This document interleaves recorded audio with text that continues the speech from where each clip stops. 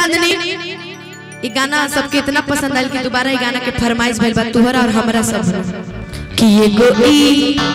इनकर दिल इनकर जान तीनों हमारे हो हम मर दिल हमर जान तीनों तोहारे हो तोहरा बिना खाना पीना तोहरा बिना खाना पीना लगे ये गोरी के बेकार हो एगो इनकर दिल इनकर जान तीनों हमारे हो एगो हम दिल हम जान तीनों तोहारे हो। लेकिन एक गाना मेरे साथ आप खुद गाइए झूम के। तुम दिल की धड़कन में रहते हो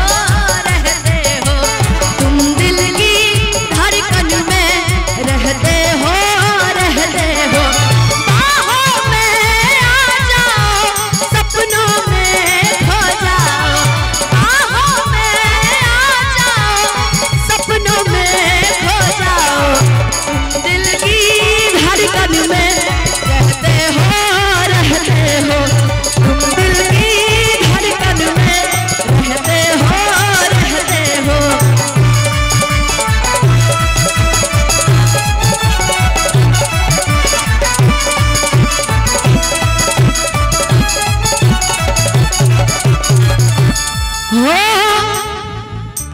जब से देखले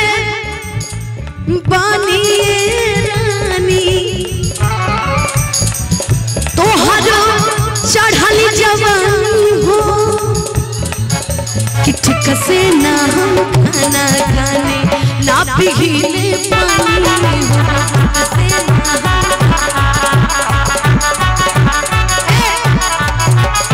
देखो जितने लोग हैं बिट्टू भैया ये जितने लोग हैं सबको आप मेरे लाइव में क्या कीजिए इधर आइए जितने लोग हैं आप सब मेरे साथ खड़े होकर झूमेंगे ना सब सोचेंगे तुम्हें प्यार करके नहीं सोचेंगे तुम्हें प्यार करके नहीं यादों में बसाया तुमको ख्वाबों में छुपाया तुमको यादों में बसाया तुमको ख्वाबों में छुपाया तुमको मिलोगे हमें तुम जानम कहीं ना कहीं। ये जो बांस के पीछे वाले जो लोग हैं अलग पार्टी से का आप लोग अच्छा ये सिर्फ आपके लिए सोचेंगे तुम्हें प्यार करके नहीं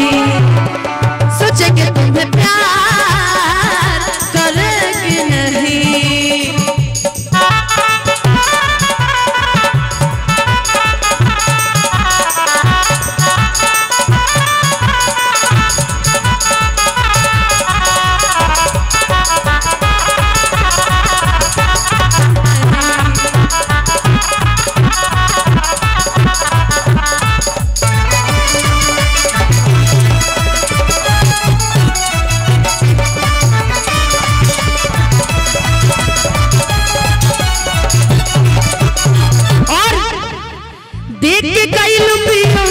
लोग तो हर धरावल